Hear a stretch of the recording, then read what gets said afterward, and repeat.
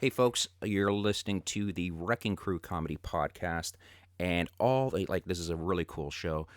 Today, I have all the way from Australia, uh, this man has worked on King Kong, Avatar, Lord of the Rings trilogies.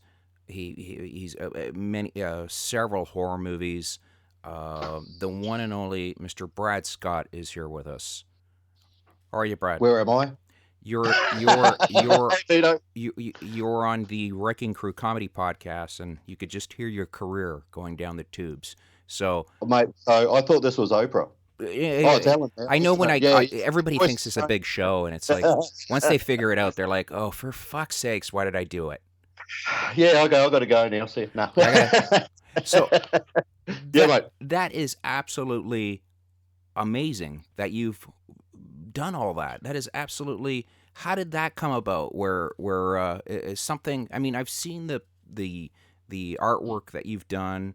I've seen all, well, not all of it, but I've seen all the props you've made, and Yep. yeah, unbelievable. You've worked on cars that, like they look like Mad Max cars. If a producer wants something like the seat to explode, you could do that. You make blood Pretty much. cannons, zombies. I mean, this is all amazing stuff. This is stuff where, again, when you're a little kid, you're like, oh shit, I want to do that. You know, that of Yeah, course no. that must have been you when you were little. You were like, I want to work on movies. No, not at all. No, To see, be honest with no. I wanted to work on porn, but I just didn't have the equipment.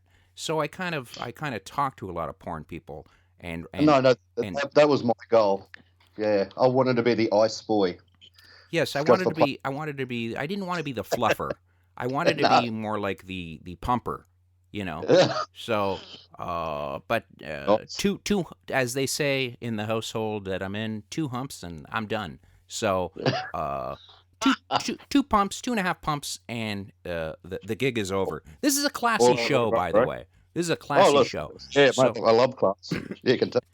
how did it come about that you did all this? I mean, it takes some serious skill to do this stuff, man. Yeah, I guess the biggest thing with me is I sort of fell into it by accident, believe it or not. Totally by accident. Now, so I've always been very much hands-on as a young bloke. So having a father who's an engineer Oh, and my grandfather was also, like he built his own plane on the island he and built everything. your grandfather built his own plane. Yes. So Wow. it's sort of I come from that line of hands-on sort of people, I guess. But what sort of happened to me was that quite a few years ago now, my wife got offered a transfer over to New Zealand, Right. and I was working in heavy industry. And I'd always been a tinkerer. Yeah, I mean, had my own, I still got my own workshop. I've got welders and plasma cutters and all the tools you can imagine.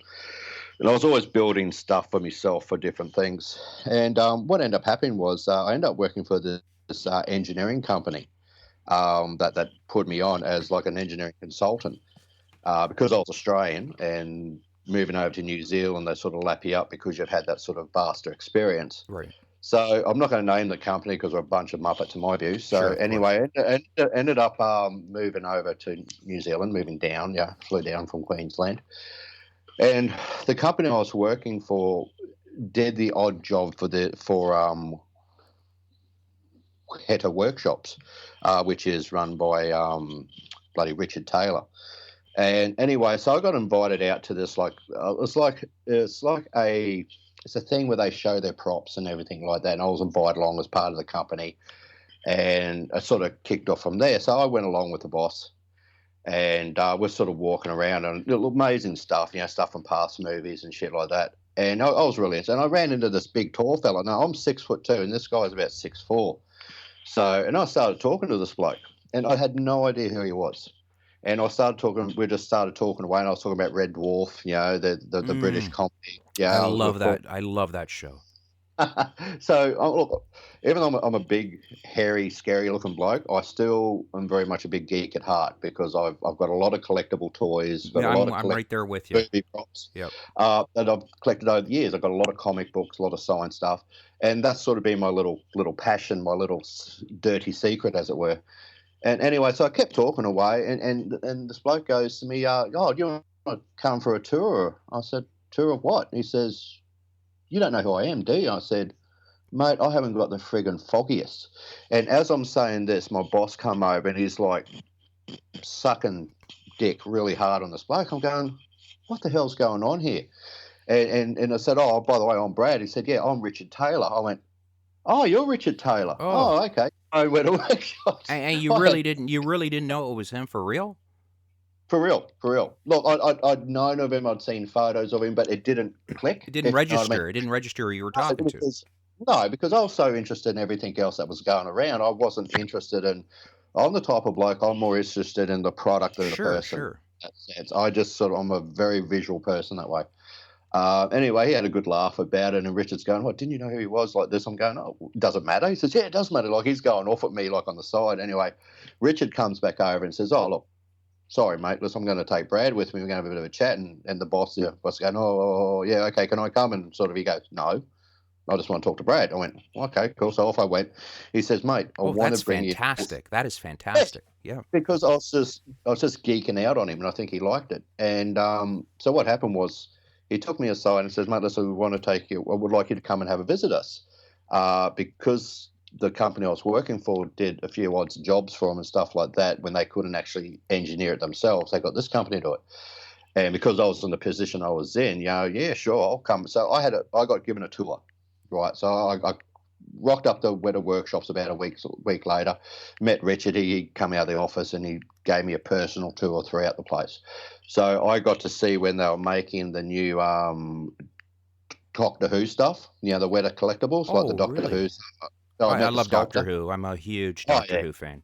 yeah, yeah. I'm a Tom Baker man Oh, me myself. too. So That's hilarious. I'm looking at a Tom Baker. I have him right here. I have a Tom Baker.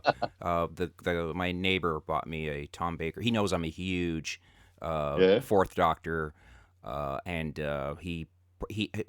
anyways, I have not all, but I have a lot of Doctor Who stuff. Well, you like this. I've got original 1976 Davros push pull figure. Did you That see the was video I made. did with Davros?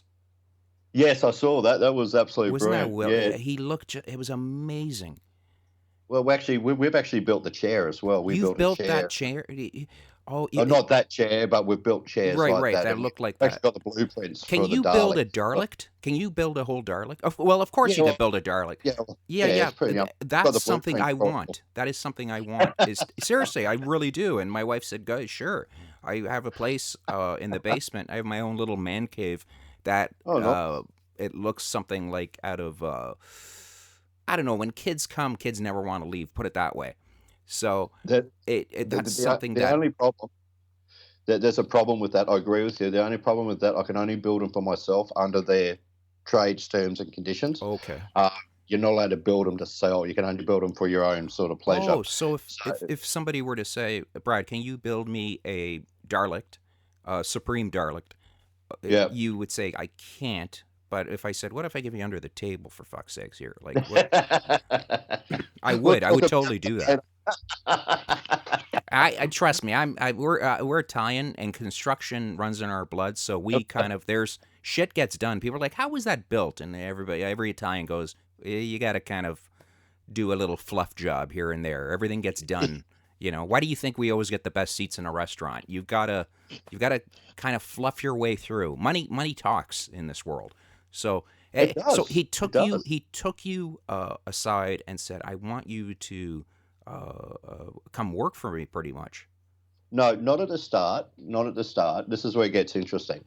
So he basically took me for a tour and says, "Look, I've got some stuff coming up for Avatar and stuff like that." Now, I'd already done some engineering work on, say, Lord of the Rings and all the rest of it, which is mainly sort of through this other company. And I sort of just designed it and built it and whatnot. So what happened was when Avatar came around. because see, I never got any of the credit for any of the work that I did through this engineering firm. They sort Oh, of that's like, got to be a I pisser. was, oh yeah, mate, but I was sort of, I didn't really care at the same time. I was sort of, yeah, whatever, Aussie attitude, You mate. We could have sort of, been like the guy at Disney that drew a dick on Mickey, and nobody knew, and then you go look carefully, and everybody's like, "Holy shit, it's Brad." yeah, that's right. Brad gave him a pair of hairy balls. Fantastic. Like that's how you get in there, and they wouldn't give you the credit. No, no. Well, basically, because I came under that firm, it was sort of like, well, Okay, okay, yeah, you go screw, under. screw, yeah, go under the firm. Anyway, so I ended up going there, and I got to see Tom Baker's original costume. He actually had it in a box, Oh, so they were using that you saw to Tom sculpt. Baker's original. I touched Tom Baker's original costume, the scarf, hat, everything. Oh You my know, God! they had it in a Did you box. take any pictures? No, we weren't allowed to. That's the Oh, thing. Anything I did, as soon as I walked in the place, I had to sign a confidentiality form. sure, of course. That's it. So no photos, no records taken, nothing. And anything I did further on from there was exactly the same because once you sign this bit of Sure, confidentiality, yes, yes. you're legally bound not Yeah, to I've had to release do the it. same thing on sets and stuff where you have to Oh yeah, sign. You can't talk about, if if you work on a script with anybody, that's right. you can't share your idea with anybody because So yeah, I can if talk about the somebody could stuff steal now it, because it's been gone. Yeah, I can talk about the stuff now because it's all been Sure. and gone. It's all done with, and it's been years since that sort of happened. So and it's like I had the big tour and I saw the machinery and that, and I saw the little engineering department they had, and I noticed one of the guys there was having a bit of issues with something. So give me a second, Richard. I walked over there and sat him down and said, mate, if you do this, this, and this, if you actually, sort of explain things in a sort of a layman's term. And he said, oh, that's great. So we worked out a few problems there and we kept going on the tour. I saw laser mapping and all the rest. It was brilliant, absolutely brilliant. Right. Met a lot of people. Anyway, at the end of the tour, Rich was like, listen, I've got a meeting coming up and we want some stuff built. I want you to come along and sit in the meetings. I went, yeah, okay, that's fine. Anyway, so another week passed. I got a phone call at work saying it's Ria, which is Richard's assistant, saying, Brad, you're requested at such and such. I let the boss know. I said, oh, all right, I'll come too then because this is important. And then I rang Ria back, said, yeah, I confirm that the boss will be coming as well. And she said, no, just you, mate. Richard doesn't want him there. Right. That's nice. I like that. See, but I would have told him. I would have told them without even doing that. I would have said, "Listen, has nothing to do with you because this is all about me. And if Yeah. you want to come, you could wait in the car and watch how happy I am." I mean, that must have been And infuriating for uh, your boss to go, kissing this man's ass. It turns off a for lot of people years, where, for years, doing it, oh, for sure. and I was just being myself, just But speaking but shit, the secret, Brad, the secret is when if you meet somebody famous, if you act like a normal person, they actually like you. When you kiss ass and act like a fool, it turns them off. You know. Yeah, well, I've never been one for sort of. I take people at face value. I don't Me care who too, you but are at if the end of the day. me too, but if I saw somebody that I genuinely just love their movies, I get kind of nervous. Like I Mm. would totally. I mean, if I saw Tom Baker, okay, and that's one of my goals is to go see Tom Yep. Baker, I think I'd cry like a little girl. Surprising, a lot of people They do. This do. is the more They stories. they do. Oh, I mean, that's great. it really, it gets you all emotional. Mm. I mean, the last episode he was in, I remember when he was on uh, uh, the last Doctor Who, where I think it was Matt Smith's last run, and he Yeah, was that's right. the curator at the Curator museum. of the museum. Yep. My wife was like, she never sees me cry, and she's like she sees my eyes water, and she's like, oh God, you know. And I'm like, I have not seen him since 1981 playing the Doctor, you know. So That's right. it just got me all messed up inside that I just all these emotions because he was kind of like a Father Christmas to me, you know. Very, very, very good natured, funny, a guy that if you were in trouble, you were like, please get me out of this. I'd sit in Oh, class. definitely. I used, I used to sit in class and protect the Dalek would show up and he would open up the door and go, let's get out of here. Like that's Yeah, he always shows up at the right time. yeah. So that sorry, I keep fucking up your story, No, but you're all but right. You're but all right. so that is great. I would have rubbed that. Did you rub that into your boss all the time? I would just sit there and go, Richard called me today, or I'd make up shit. I'd go, we went out drinking last night. No, no, yeah, yeah. He took me It to gets a worse. like a stripper bar. No, no, yeah, yeah. He paid for all the girls. Yeah, I wish. Oh, we went in a Lamborghini.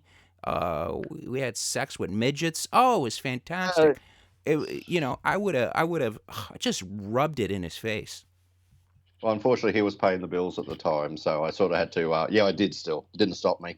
So, So how was the meeting when you went to the first meeting? You must have been like, were you were like nervous as shit, or like what was it? no, no, it's just another day. And anyway, and I walk into this big boardroom, and I was one of the first ones there because I got there early, as I always do. And up on the wall, they had all the Oscars for special effects, big oval table. And I sit down, and Richard's there, and I pull out all my notepads and my sketch pads and stuff like that. And next minute, bloody James Cameron walks in. Get the fuck out of Uh, here. James Cameron no, came into the room. oh yeah, yeah. This is when they started on Avatar.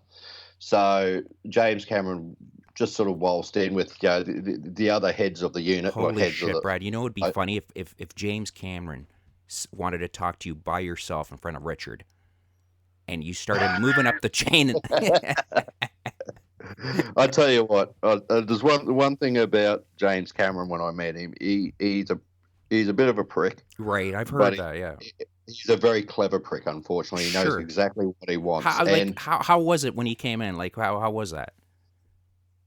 it's like the world stopped for everyone else, but for me, I guess. I was like, oh yeah, it's him type thing. So I'm just like that. Right, right. No, that's I, great though. I And have and and no, and did he do any dick moves there or anything, or like what no.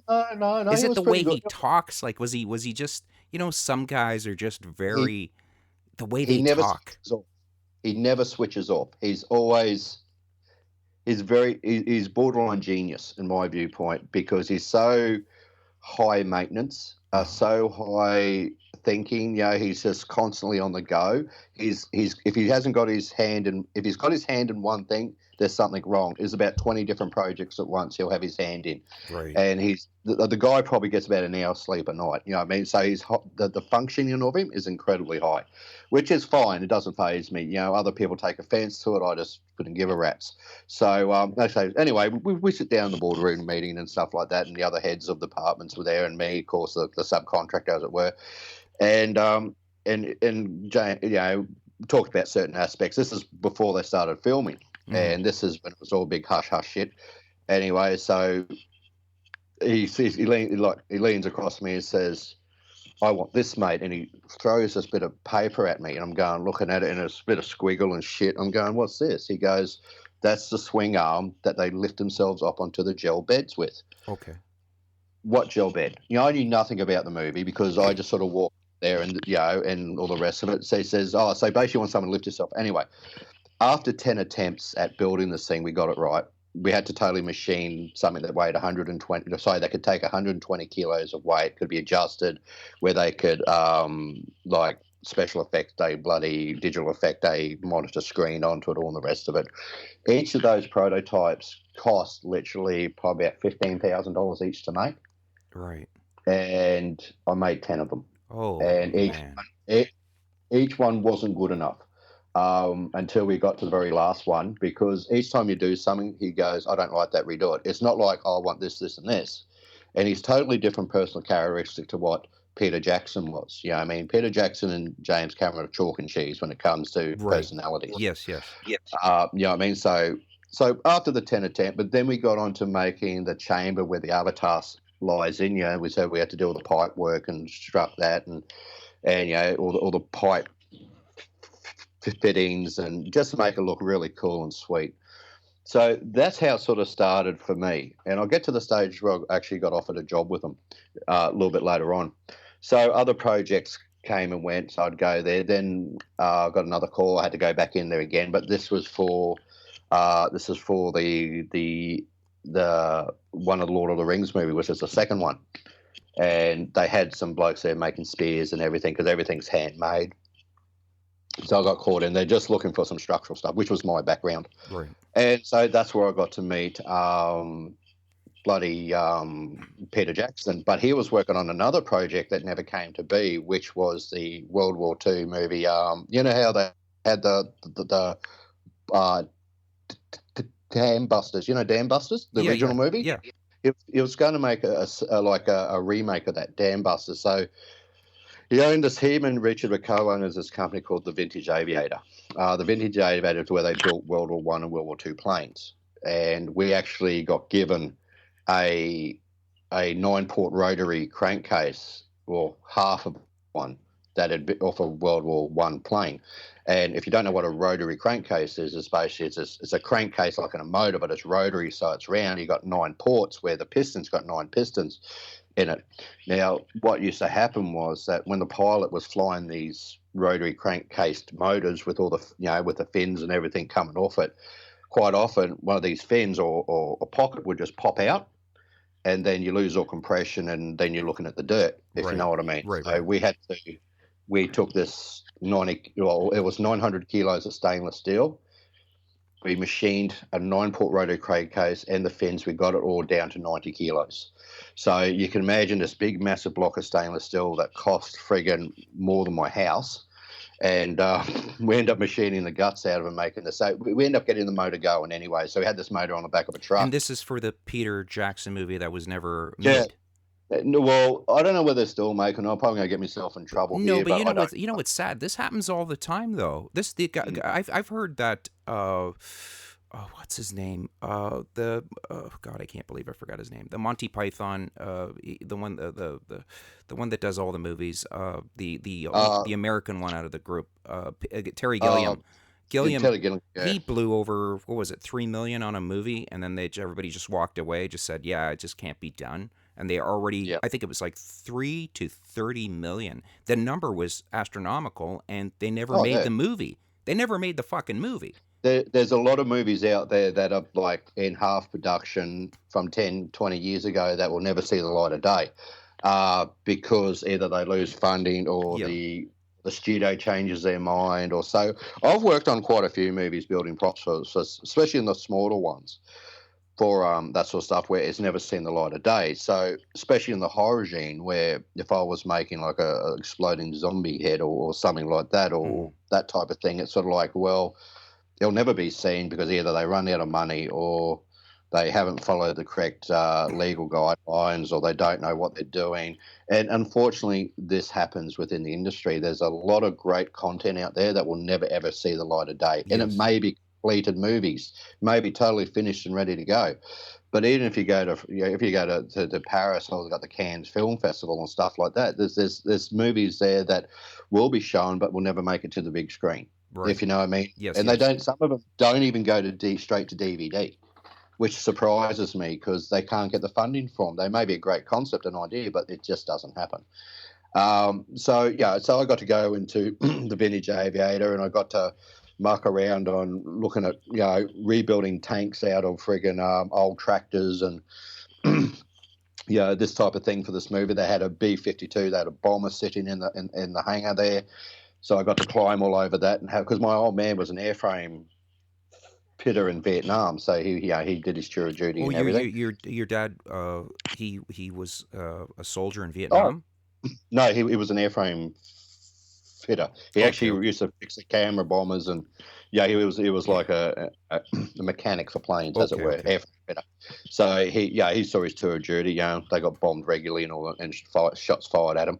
But so I had a love for this side of thing anyway, because listen to my dad, he'd only tell me certain stories. He wouldn't tell me the whole group. He'd tell me the funny stories, but not Sure. the rest of it. So when I saw these tanks they had built there were literally an old bulldozer that had been converted into a shell of a tank. So you drive them like an old old bulldozer, if you know what I mean. But that's the So they thing weren't about built. that's the It's thing like about movie magic. movies, right? You just want to show you do not need a real No, tank. Like, I it's like the old story of, I remember when they do 007 when they started that off, they would call Aston Martin and they would just say, we need an Aston Martin. Mm. They would have to purchase a whole Aston Martin. Aston Martin wasn't going to say, "Well, we'll just buy you what you need." You want an Aston Martin, you have to purchase one, and it was so much cheaper. If and I'm sure this has happened to you, where they're like, "Can you build me an Aston Martin?" Because it really does not. I do not need a real Aston Martin. We're gonna blow the fucking thing up. I don't want to blow up a Yeah. $250,000 car. I want to, so that's got to be. It's what you see, right? So it's like, of course, they're Well, going it's to have these basically tanks. They're not going to have a real Panzer or a Sherman, no. 30, 40 ton tank with actors running around it. Of course, some of them will be, Real. depending Oh, on there's the some. movie. Yeah. Yeah. Look, if you look at internally, they probably have a tank sitting there, not actually doing anything except on a big, like a scooter board, which is sort of gives it movement, and they're inside. A lot of the times, the actual visual effects, so say like a tank or something like that, will literally be an old bloody like a D9 that's been Yes, stripped, body's been stripped off, and this fabricated fake tank thing put on top. But it's all part of practical effects. it's But movie see, magic. It's movie it magic. is. That's all it is. But, It's movie magic. but practical effects aren't really the thing nowadays either. So a lot of the stuff that you used to do was now done through. God, anyone can do it on their Mac, if you know what I mean. Just got Hmm. to download a certain program. You got all the blood splatter you want. It does take away from the whole visual aspect of my viewpoint because I'm Yes, sort of old school in a that's way. yes, that's where I have, and I took 3D animation. Um, I still prefer models over. I'm a big Ray Harryhausen fan. Okay. Oh, I've got a signed photo of him. Oh, you lucky bastard! You you Yeah, one you. of the last Uh, ones. I gotta outdo you. I was molested by Spock at a convention once. So, Oh, let it do, my. well, yeah. I want this rumor to go out so people kind of think I was something good happened to me. Um, but it was horrible to him, but something happened Yeah. good to me. Um, that to me is, that old school. I grew up watching Harryhausen, and what Yeah. I loved was, remember there was that big stink of when they did the remakes of Star Wars. Everybody was pissed off about Yoda, the new Oh, Yoda. B. You, Oh, you, B. you know Yes. why? CG. Yes, because Yoda, you cannot mimic the original Muppet that they used in 1980. 1976 19, and so yeah, yeah. he the ears, the way they wiggled, the way he Yeah. moved, you cannot recreate that on a computer. And if it's too clean, it loses its luster, it loses the magic. Okay. It loses its personality. Yes, you feel like, how many times do you see a really good ventriloquist, and even if the guy's moving his lips, you're still looking at the dummy. That's right. That's That's that's right. the point of it. That's the point. You believe that the character is real, and the new Yoda was not doing that. Okay, No. so I that, personally didn't like the new. I liked the latest yes, me Star too. Wars. Right? I love It the was a bit latest slow one. Yeah. at the start for me. It was a little bit slow right at the start, because that's just me because I'm of that age group where the first scene from the original Star Wars is the big battle cruiser coming over, and that was Well, my that was put it belief. this way. I'm with you. My son, when I let him watch the latest Star Wars, the last one was great. I took him to the theater. He loved it. But we'll sit around and he'll watch an old, Sinbad and the seven, the seven. Oh yeah, You remember yeah. the Minotaur, Jason, yeah. the You got my Jason and the Argonauts. Yes, my All son, that kind of, he'll sit and watch that. yeah, stop motion graphics. Yes, and he's like, "Dad, how do you do that?" And I showed him the special of how they do it, how the props were made, the work that goes into that. Is absolutely, you're in it. You know that, how incredible the amount of work that goes into that.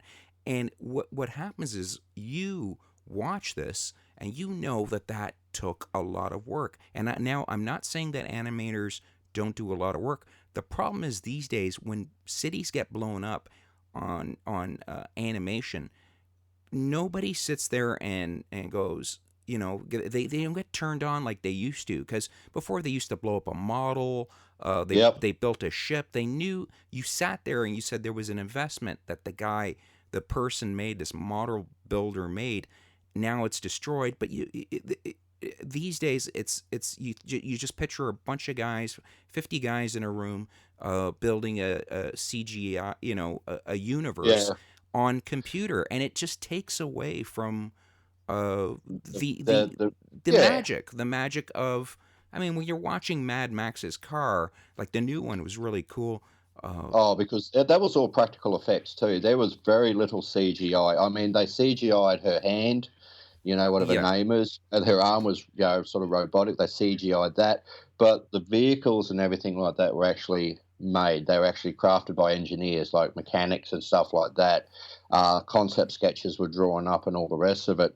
So a lot of the props they used in that were physical props, were practical props, and that's why the movie had such a vast yeah, appeal, yeah, because it was very much like the original Mad Max, yeah. where everything was done practical effects, from the explosions to the old, EA, sorry, And the I've seen your Ford. drawings, and I've It's seen you've worked on cars, where you've done these sort of things. So it's a difference between, I could look at a picture and know that it's photoshopped. I mean, there are amazing uh, photoshops out there, but oh when you yeah. see a real product in front of you, I don't care if the engine is a 1972 fucking Volkswagen Bug. It means nothing to me.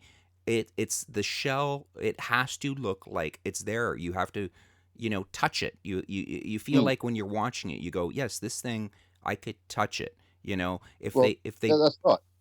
they built the Back to the Future vehicle and there was no Back to the Future vehicle and it was all, computer generated, Yeah, it would turn the nobody boring. on. It would be like blah, like, oh, okay, whatever. It's just as a society we've changed, and now people want to go back to the old style, and they're gonna incorporate both. You know, Well, that's like The Walking Dead. Walking Dead use a bit of both. They use a lot of practical effects, but they also do a lot of CGI. As far as the zombies go and stuff like that, yeah, when they do like the head smashes or the arrow through the eye or something like that, they actually are so good at what they do. They have the actual actor there with like wearing the prosthetics and right? all the rest of it and the grossness, but they actually build like a couple more of him, so which is identical, which is a practical effects, and then they show you the blood splatter. They show you, yeah, the skull inside. They rip off the mask, and you see the guy's face underneath, yeah, his skull underneath, his jaws going. So all that sort of stuff, yeah, it's a good mix when it's practical and special, and that's the problem. But a lot of movies tend to go now. Look, biggest problem I sort of found is that, say, but it's depending on the actual director, because so like Peter Jackson back in the old days, yeah, when he did a lot of stuff like Brain Dead and all the rest of it, where they were just really bad B grade horror movies. And Richard was involved in it, working from his flat, building these fucking horrible creatures and shit. A lot of that was practical because they had no money, they had no budget, Mm. they all shot on 35 mil camera. Yeah, I mean it was all very, but they're classics. Those movies last forever because they're just Yes, so gory. But when he lifts up the lawnmower and starts hacking off people's yes, yes. face and shit, that's great. But now he's got the money. Now he's got the reputation. 90% of his stuff nowadays, and 90% of his movies nowadays, is all CGI. Anything like King Kong and stuff like that, we did make a couple of scale models of King Kong and stuff like that as a reference, but yeah, but when it came to like the shield being held in his hand, that was Andy Sykes dressed Yes, up in a monkey suit yes. with all the thingos, but and his facial expressions were used. Same as Gollum, his facial expression. Look, Andy Sykes is an incredible actor. He's in more stuff than people think. When he did, especially one of the scenes where he did Gollum chasing the fish I down the remember creek. that. Well, yes, he ran in. He actually look. I felt for him. I thought, man, this guy's gonna kill himself. He's Yeah, he was literally jumping in the expressing river, himself. Yeah. smashing himself on the rocks, and I'm thinking, you're gonna kill yourself. But it just showed how much he loved. He wanted to. He knew millions upon millions of people are gonna watch this and scrutinize him, and he wanted it to be. And it was a piece of art. You sit there and watch it, and I've rewound that several times to watch it. Just The, go, the amount of the amount of physical damage he did to himself, oh, especially in Lord of the Rings, was incredible. Like I've got a signed photo of him as Gollum as well when I was there. So it's sort of like, how do I put it? The guy's a method actor in the sense where he will throw himself in hook or by crook. Like when I got to meet, say, like Jack Black and all the rest of it. Look, I'm not dropping names here, but these are characters, these are personalities. Jack Black in real life, exactly what he is on set. sure. Yeah, I mean, there's no. That's what I'm trying to say. There's no difference between And him that's and good his life. though. That to me, I love That's that. great. But there are a couple of wankers out there who are who are actors who are so freaking up themselves that they think their shit don't stink. Oh, And I know exactly who I yeah, can I mean, name it's a like, million and mate, one. if the thing is, if you didn't have us fans, you'd have nothing. You know Just what I real mean? quick, do you think that Yeah. what's his name? The guy who made Geely, the Bruce Smith. Do you think that guy's talented? Bruce Smith, Yeah, Geely.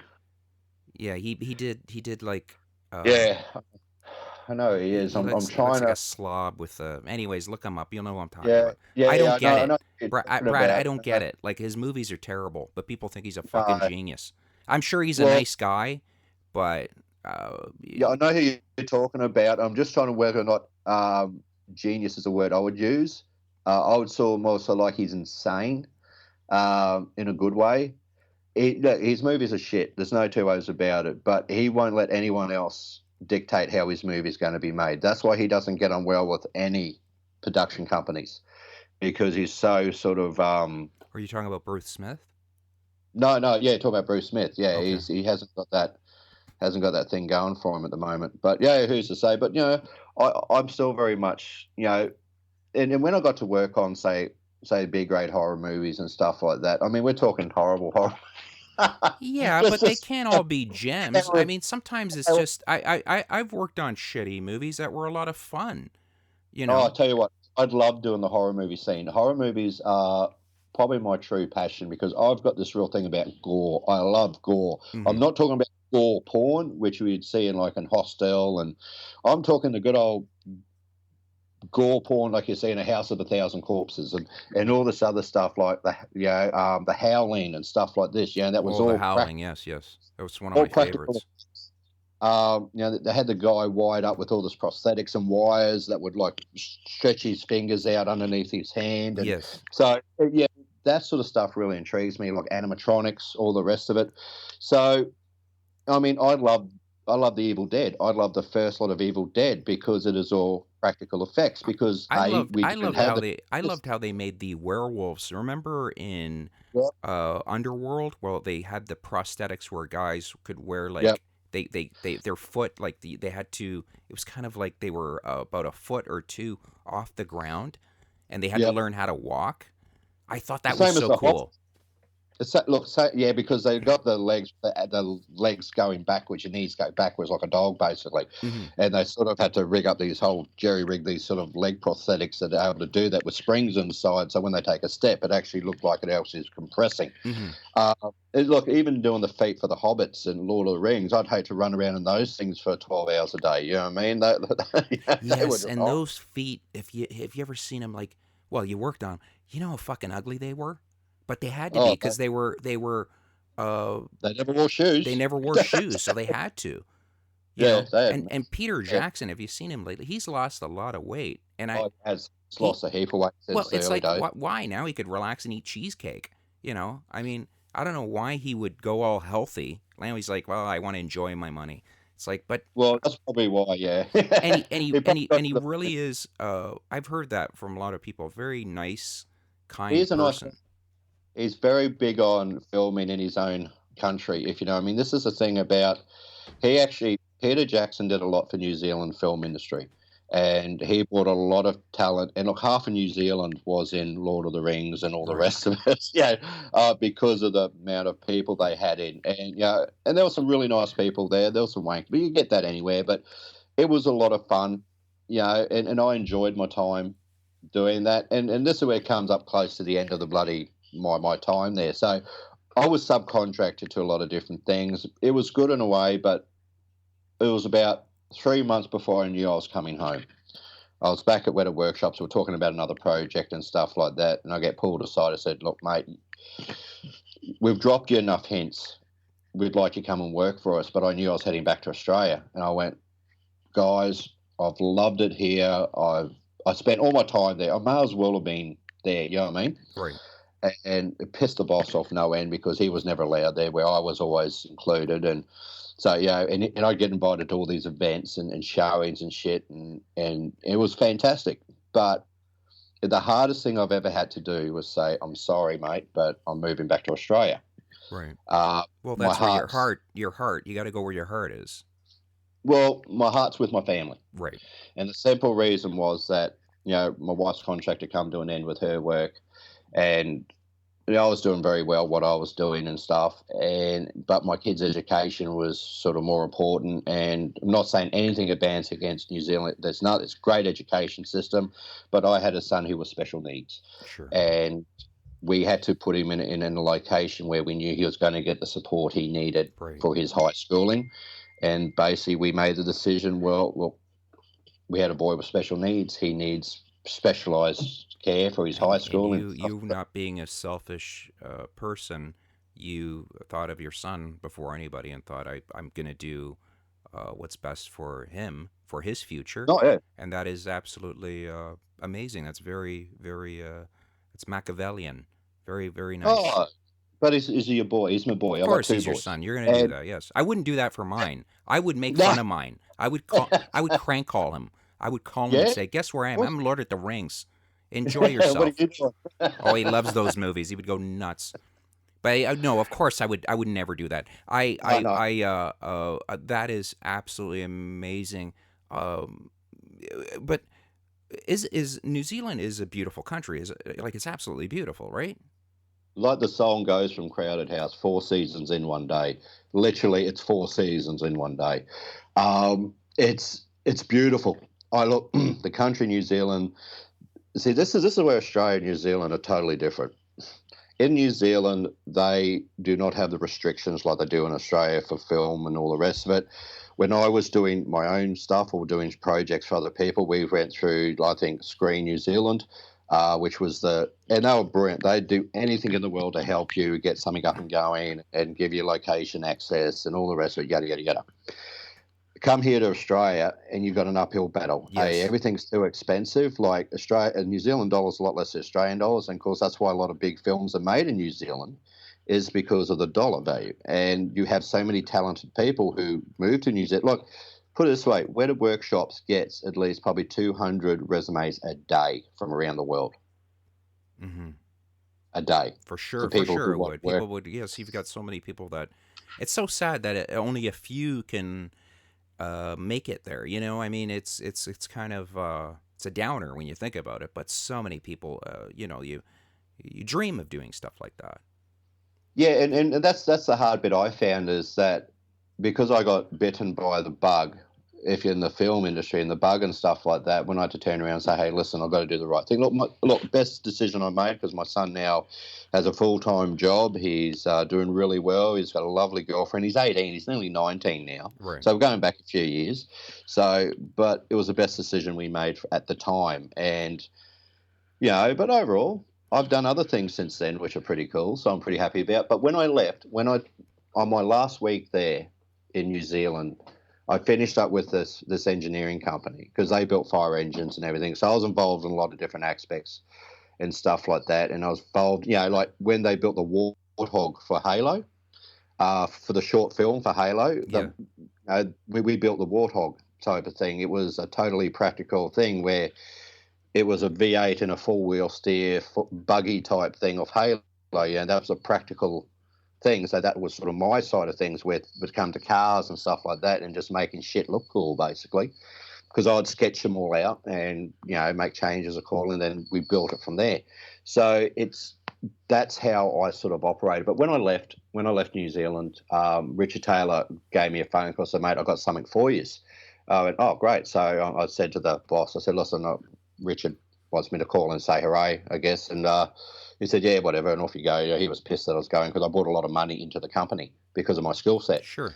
So he wasn't real happy with me the whole time I was dealing with because, like, he was out of the limelight, if you know what I mean, where I was sort of taking a lot of this, doing this lot of cool stuff where he wasn't. But when I left, Richard got me a 19-inch Sauron, like the statue Sauron Oh, of Lord of the Rings, and he signed the base of it for me. And that was my and I've still got. I'm looking at it right now in my room. It's still sitting there. He signed the base. The two artists who created Sauron signed the base as well. And it was, yeah, still got it. Still in mint condition. Still sitting up on my display cabinet. Yeah, and that's my reminder of yes, and my he's an time. well, he passed away. It's a shame, but Christopher, what was his name? Bloody big tall bloke. He did a lot of different stuff. I can't believe I screwed up his name. No, you're I right. do I that all the forget stuff time. too. But he is a I'm getting amazing actor. yeah, and this is the thing. There's a lot of talent out there that is being recognised. But you look at what's happening nowadays here in Australia. I mean, we've just had filming of the latest Pirates of the Caribbean on the Gold Coast, which is literally up the road from me. And you have all this amazing stuff that's happening. But the trouble is, they had to bring in a lot of people from elsewhere to do it. Really? That's the thing. We don't have the film base here in Australia to produce. We don't have a Weta workshops here in Australia at all. We've got a couple of small special effects companies, I'm which are amazed at that. Even Malta. I mean, yeah, Malta will do stuff where they'll have that huge, it's the money, the money, the money, the money shit. There isn't any sort of there isn't anyone here to help you to grow. You have to grow yourself in that right. sense. Where New Zealand is very proactive in its film industry, and it's brought a lot of income into the country. It's brought a lot of employment into a country. Australia is still very much behind the eight ball in that sense I'm because surprised. I mean, Australia has really turned up, especially in so many other aspects of its culture. I mean, Australia is always up there in the Olympics. You know, I mean, yeah, they the blow a Olympics. lot on the Olympics, right? They even their That's soccer, they do really well in football, rugby. They're but very that's the thing. Sport's the biggest thing here in this country. Sport. It's all about sport. It's all about what. It's not about the creative side of the industry. It's not about. Look, if you're a sports star in Australia, you literally worship like a god, if right, you know what I mean. And the right. same over in India and places like that, because we've got such a high sport thing. Anything to do with like film or look, we do make some pretty good Australian TV dramas here. I'm not really into those. I prefer the British dramas or Hmm. um, we're sort of not there yet, and we're not going to be there yet for another few years. Like we have fantastic engineers here, we have fantastic designers here, but they tend to move overseas, just like I did, Sure. to find their foot in the world.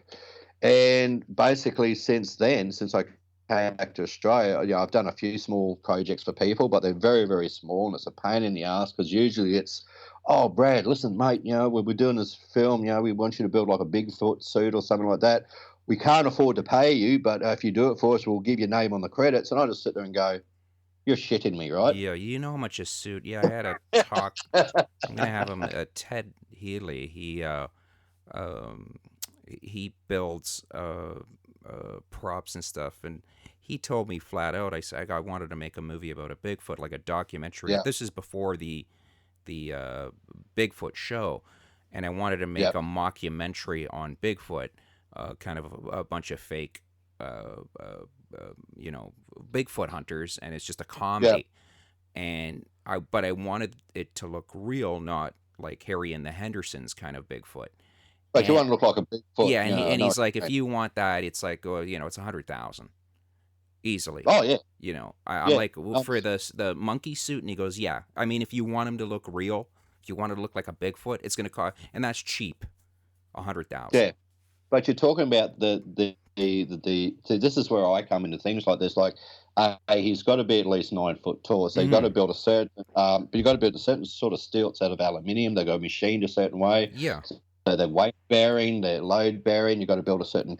So look, you've got to have all the mechanicals inside the face because you can't rely on your own facial features to operate it. there's a lot of technical stuff involved in anything like this, and this is where people don't understand. So when I get contacted because oh, Brad's, he's done all this, let's go and get him. Oh, Brad, we want you to build something for us. 'Cause I've got a workshop set up, and everything like that, so I can, I've built cars in my bloody workshop for Right. people, and it's sort of like, well, no, because I'm not doing it for nothing. I'm Yes. not. I'm not some sort of. I'm 45, nearly 45 years of age. I Oh, I don't know, need but to. you know how You people are. They're know what I mean? like, It's like, they think, and people think they get it for nothing, and it's like it doesn't happen. So because of my attitude with that, I don't build stuff anymore, which is fine for me because I've worked on other stuff that I really enjoy. right. No, I don't blame you. People think that this is gonna like it's like you build me a. Can you build me a car? This should take you what 3 4 hours. I mean, Yeah, when it's it just took it's just 6 months. people's the way they think is just insane. You're like, are you? I mean, when I had to do the show, they thought, so it's so let me get this straight. It's a 22-minute show, and I'm like, yeah. And they're like, so why does it take 3.5 days to shoot? It's like, are you Oh, they got no insane? idea, right? That is a Yeah. rush job, man. Are you joking? Like they couldn't they Well, people couldn't figure it. They're like, all right, so you're telling me, in like it takes you almost a week to shoot one show that's not even half hour, and I'm like, yes, of course, you idiot. What do you think? the last prop I built, it was only probably not that long ago when I think about it.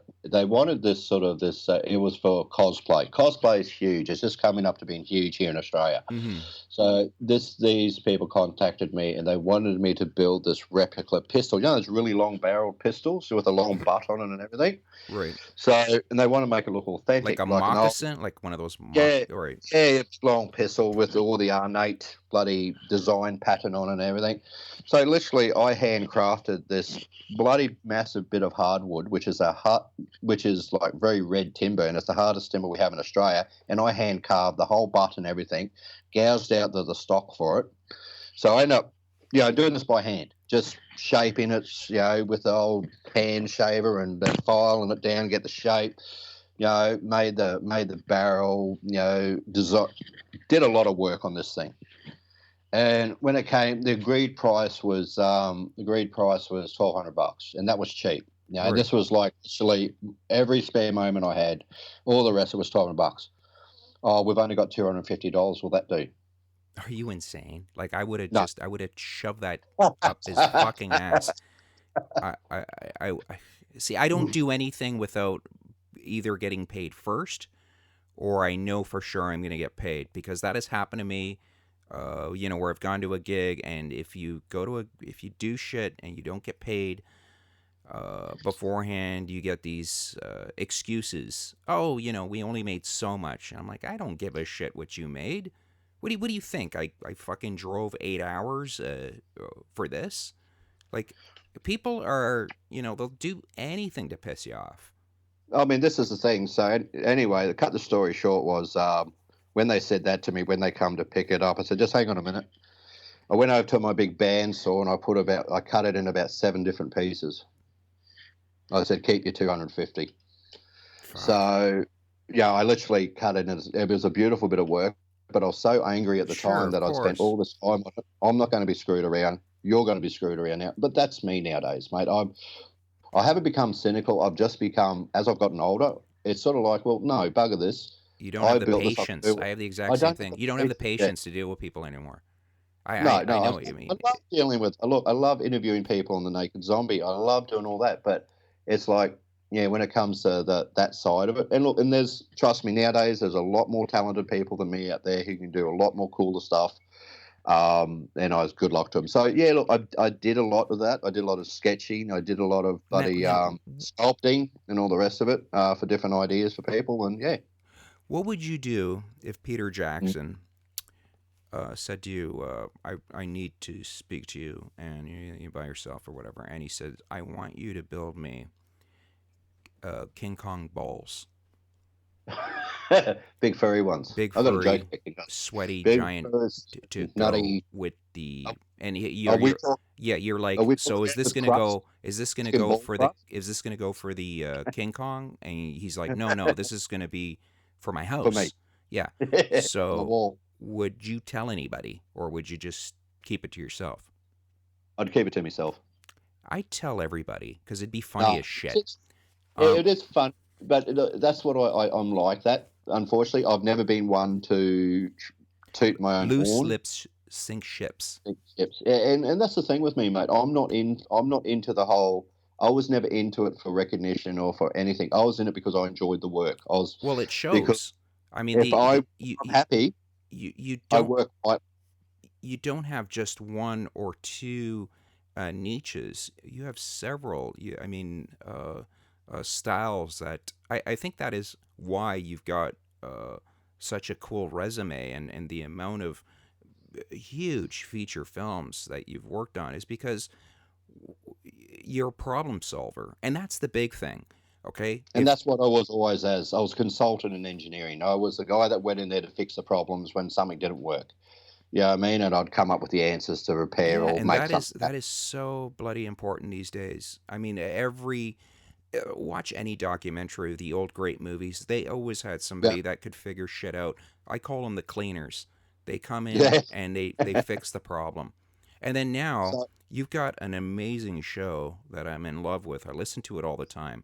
I do. I listen to it all the time because it's called the Naked Zombie Radio Show. And you and yeah, Liam, dude, I don't have Liam's last name. What's Liam's last name? Liam Barker, Baker, Baker, Baker? Bag, Baker. Baker. Yeah, Liam Baker. And yeah, you guys put on this great show, but I mean, uh, it's about, of course, the paranormal. It's that's about right. things that I know and I love to, things that go bump in the night. What are the latest stories out there? I love the Yeah, topics you guys talk about. it's not fluffy. Put it this way. No, I've seen fluff, and I'm not into it. I love the No, hardcore no. stuff. Like, I love how uh, there was a sighting of the Tassie tiger a while ago, and you guys go hardcore about it. And also, you talk about the ghost shows that are out there, what you Oh think yeah, of I don't them. pull any punches. Yeah, Yes, you don't, yeah, and you don't need to pull any yeah. punches. It's just talk. I love people that just talk normal.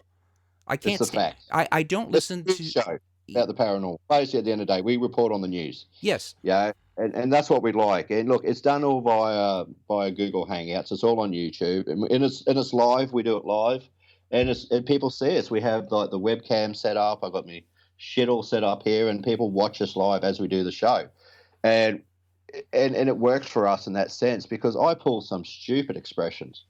I get on my high horse and I go ranting on like you wouldn't believe over a subject matter that's pissed me right off.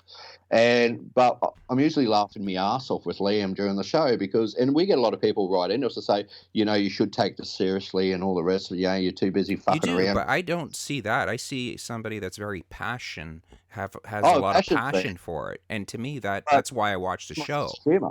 I, I Yeah. do, that, like, do I believe that there's a Bigfoot out there? Probably not, but I would like to.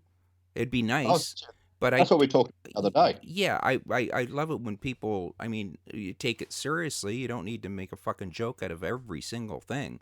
Yeah, I No. find it too cynical, the world. Yeah. It's like, why can't we, I mean, okay, why can't we discuss things and discuss it as rationally as possible, and treat it with a bit of respect? And if there's scrutiny there, if there's something to make fun about it, sure, why not? You know, but I love the topics that you guys hit on. There's no punches pulled, and that's the Oh, no. way. That's reality, man. If you don't like it, too bad. Piss off, in my viewpoint. That's the thing. So, look, we've got a good fan base. Don't get me wrong. Look, we're only still fairly small, and that's fine for me. I do this. This is my job. Hmm. Doing the naked zombie, and yeah, and we love doing it because we get out and about. We do live investigations or broadcasts from certain spots. We answer questions as we do it. I've always been fascinated with the paranormal field because it's just weird as fuck, eh? It's just all weird shit, and I Yes. love weird. Yeah, I mean, working in the film industry and working on horror films, you love the weirdness, Yes, yes. and that's why I'm attracted to it in that sense, because it's not about proving something exists or not. It's about finding whatever you can, finding whatever evidence you can, or hearing the story or the history. See, Liam's an archaeologist, right? He's an anthropologist, so he's very well educated. I'm the engineering side of the team, so I look at the practicality side of things and how stuff's put together. So, and that's what works for us because Liam we're both Liam is the okay. brains and you're the looks. Oh, stop it! We know that's a lie. The latest comment we got on our YouTube channel was because I made a comment how I'm not on the YouTube's most good-looking people list. Oh, But someone wrote into us during the show and said, "Well, you got to realize, Brad, you're the brains and he's the sex symbol." And I don't think he liked it much. people are brutal. I mean, people can be so brutal where I tell them half the time. I go, these comments, they're pretty mean, and if I ever see you, I'm gonna punch I you in the laughed my face. ass off. I thought it was hilarious. I mean, that's the thing. I've got very thick skin, if you Oh, know you what I mean. have to. You have to. Being an Aussie, we're very laid back. We do anything for anyone, and we're very passionate about what we do. If someone wants to razz on us, we couldn't give a rat's ass. But as soon as you sort of attack someone we know or attack the show itself, it's like it's on. Yes, of It's on. course. I'm like that too because people are like, "Why? Yeah, Why?" And I'm like, "Cause it's my baby." I yeah, don't. because I don't need to. I don't need to deal with fucking. I do this because I enjoy the conversation. I get to meet people. Get to talk to some pretty amazing people out there. I do it because of that. And when people say stupid shit, it's just kind of like, fuck off. Like just go that's away. human Go. nature. Human nature. Look, everyone's got a viewpoint. Some people just got a louder mouth than others, and that's the way I look. And I look 90% of the shit we get, I just laugh it off and couldn't give a rat's ass about it because I really don't care. What are they doing with themselves? Right. Sitting in there down, listening to something they've got an opinion on, but won't get off their asses and do anything about it themselves. You That's find the way I. you find the person and it turns out to be James fucking Cameron. That's right. That ought to be the worst, eh? You just James Cameron. And it'd Oh, be cool if in the right. middle of the when you're having the meeting, it would have been cool, and I would have done this if I was James Cameron. If there was a new person there, I would have held their hand, like put my hand on top of theirs, just to see what they would do. And I want everybody to act normal, and Mate, just tape the guy that I'm taping just to see if what exactly he would do, you know. mate, I go up to strangers in the street and hold their hand. I do that at the mall. I know my wife is like, just stop it. I'm like, come on, this shit's funny, you know. Did It's you? all funny, and that's the sense of humour behind me as well. Yeah, So we do have a weird sense of humor, and I guess that's why we get attracted to these subject matters. What is yeah, the driving force behind? Like, how did you come up with the Naked Zombie show? How did you come up okay. with that? Well, Naked Zombie, believe it or not, started off in 2011. It was just a podcast, nothing live, just a podcast between me and Liam. We decided we loved the subject. I'd come back from New Zealand by then. I was bored. I wanted something to do, type thing. And then all of a sudden, the idea of Naked Zombie come up, and we love the paranormal. That's how we started. From there, we've grown to doing video formats. We've done live investigate. Yeah, we've done all that sort of shit. But the name originally came from I was I was 17, drunk out of my tits at a Halloween party, and I stripped down. I was dressed as a zombie and stripped down to nothing, and was running through the main street of Gladstone. So that's basically where the Naked Zombie come I from love because the I was name. naked. I love the name. It's a cool name, the Naked Oh, Zombie. it's different. I mean, it's different because I could have called it the Paranormal Watch or something like that, and a Yeah, lot it's more just to find it. But because I've called it this, I've kept it very underground. There's only a certain amount of people who know about it, if you know what I mean. And yes, when and they're people they're do they're known as the find it, Naked but Zombie Army. It's very funny, cool. that's right, It's very and that's cool. what I've kept it low key for a reason because. Like I said, I enjoy what I do, but I'm not one to try and market myself or push myself out in the spotlight because I've never been that way. But you know that I the paranormal people are probably the most loyal people out there. I mean, they are just Oh if yeah, they they if are. they like something, they will fight you tooth and nail on it. That's something I Oh, give oh them. yeah. That's something that for Oh, fans, if you want ever needed fans, they're the best ones. oh, look, tell me about it. We got a bit of shit there a little while ago. The so-called other bloke gave us a 1-star rating on our Facebook site, and all our information goes on there apart from the website. Anyway, he gave us 1 star and called us a couple of meth heads. Right, And sure. anyway, the backlash he got was incredible because we had about the next day I woke up, there was 25-star ratings with people telling this guy to go and take a flying leap. Yeah, yeah. We love you guys, and these are people I never even heard of. That's how underground we are. We like being the underdog in that sense because we don't pay for anything, we don't do But advertising, we don't Brad, do you know anything. what? No, what about the show that I like is you're kind of that brother or uncle that tells you how it is. That sits Yeah, at the so table. Liam is more, he's more quiet, he's more sensible, yeah, but yes. you just let it go, and everyone loves that. Okay, everyone loves how they want somebody like that, and you become a family member to people. Believe Uh, it or not. well, I So suppose, yeah, I guess. you really do. Even if you don't want to, it's too bad. That's what happens when people invest a lot of their time on you. You end up becoming part of their daily life. You know. Oh, look, we've done really well as far as stats for YouTube now. Like we're up to nearly 120 subscribers. We've only been on YouTube for like Oh, a 4 short months. time, a very short Yeah, time, very and short time. it's Everything was done via like the website. And the YouTube's a new thing for us. mm-hmm. Yeah, and so it's good. We're slowly starting to find our feet, and because through YouTube we can do it video format, and people can see us and see how we respond and see the stupid things I do in front of the laptop when I'm cracking the shits over something. If you know what I mean, Yes, no, it's I've watched it. I tell people to watch because it is an enjoyable. I love the topics.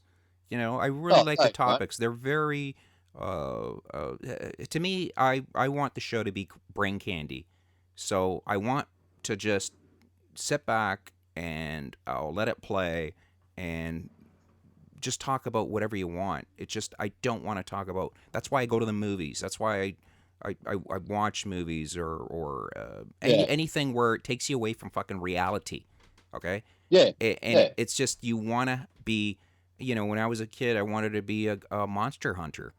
You know, Oh, uh, that's the one thing I wanted to do when I was a young bloke. yeah, Watching all those horror movies as a kid, I was joking around before. I didn't think about getting into the film industry at all, but I was looking at becoming a monster. So I built all these. yeah, and Hey, it's a wonderful thing, and and to have the background that you have, Brad, that is the fantastic. To imagination. have all that down there, and I know that a lot of people they don't know. Brad used to also go paranormal hunting.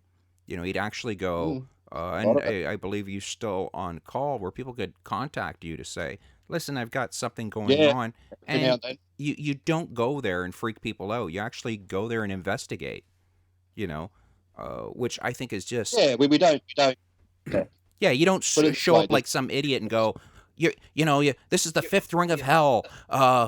You're all gonna die. Jesus Christ, it's cursed. It's cursed. You know, No, I uh, go in typical, as you see is what you get. Say, mate, this is what's going on. This is what your problem is. Yada yada yada. right. This is how you fix it. Move on. If you And know what I mean. yes, exactly. And I think that is very, very important. I think you make a distinction between the shows and how to really go and deal with paranormal activity. And that, I think, when people start watching and realizing what you're doing, it's beneficial. It helps everyone out. It sits there. Well, yeah, we try and educate people. We try like if there's a new product that's out and we don't like it, we tell people we don't like it, but we just don't say it. We give them the reasons Yeah, but why. you We also the test the typical product data. out. You've also Yeah, tested it out. You don't just say it. You actually no, test it out, see if it works, see if it actually does anything. And also to what people don't understand is there's a way of doing these things that a lot of people, I mean, when they test out the product, sometimes they don't even know how the product works, you know. or they don't know how it works. That's half the problem. Or Yeah, yeah. they've got no stats to saying how it's meant to work. There's no instruction manual telling you, well, what's the reading sensors, the capabilities of, what's is it is it fireproof and nothing's going to catch on fire when it's stuffed in a teddy bear and all this other shit. So there's a lot of stuff that, as a technical side of things, that me and Liam get right into, if you know what I Right. mean. Yeah. But we don't go geeky technical. We go layman technical, so it's very easy to understand. Because why fill someone's head with a heap of friggin' nonsensical bullshit when I can just go, all right, this is a piece of rubbish. These are the reasons why it doesn't do what it's meant to do. It doesn't, it doesn't do this, doesn't do that. So save your money, don't buy it. You know what Right. I mean? And Yes. from that, we get a lot of, same as tours and stuff like that. If we think a tour operator's ripping some people off, we'll call them out straight on the show. And trust me, mate, two things happen with the Naked Zombie.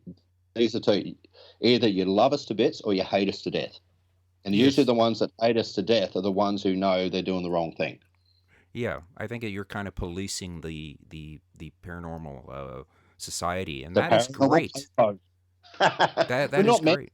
We're not trying to be. We're just trying to educate people. No, I think it's Uh, just like you're trying to. I mean, we've Save all people from making mistakes. you know bullshit when you see bullshit, right? Oh, do I know bullshit when I see So bullshit? there's a difference between telling people, hey,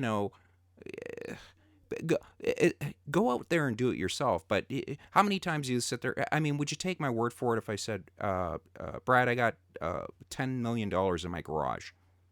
Or would you, if you saw it, would you, if you just said, Vito, I'd rather come and see it than you telling me? Yeah, Okay. I'm like that. I'm rather because of the engineering background. It's physically got to be there in front of me for me to understand it. If you know what I mean. Yeah. That's why. That's why people dislike us as well in a lot of aspects, because I question it. I go, well, if you're saying it does this, where's the physical evidence? Where's the proof?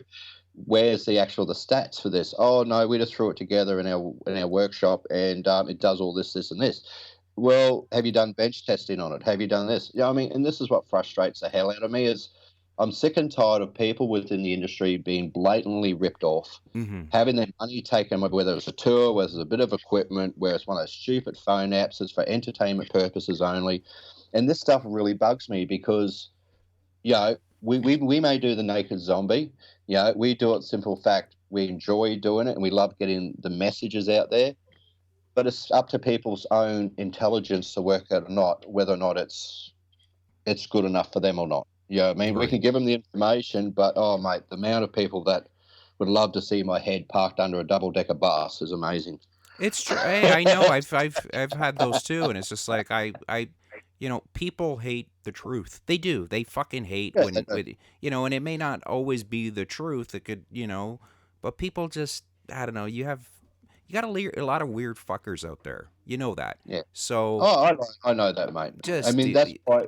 the best thing is just do what Mel Brooks does. Laugh them to oblivion. That's the best. Just And that's what, yeah. do And I do take that do what you advice, do, take it on. and good things will happen. Just fuck off with the negative. You don't need the negative. Okay. So yeah, so the Naked Zombie takes up a lot of my time. As you know, 3 nights a week we do Right. the show. There's a lot of researching goes into every episode before we go. Mm-hmm. But when I'm not doing that, I'm out hunting for relics, or I'm out treasure hunting, or I'm out doing something else. I'm out Yeah. How do checking out. you? I love that. When you told me that just before, I go, what? So what are you looking for now? Because I God, if I find like a quarter on the ground, I'm happier than a little, than pig shit. What do you like? How do you go out there? Like, what do you look for? Well, basically, a lot of it, because I live in Australia here, I'm surrounded by bush. Where I live, we're surrounded by bushland. But a lot of places around here, because Australia is very still untapped, even though we had the gold rush and Eureka and all the rest of it, that was back, 150 years ago, whatever it was, 100 years ago or something. And but there's still a lot of creeks around and stuff like that. So either I go panning, I take my metal detector down, I go for a bit of a scoot, I go to sometimes I go to the beaches and I find rings and stuff like that.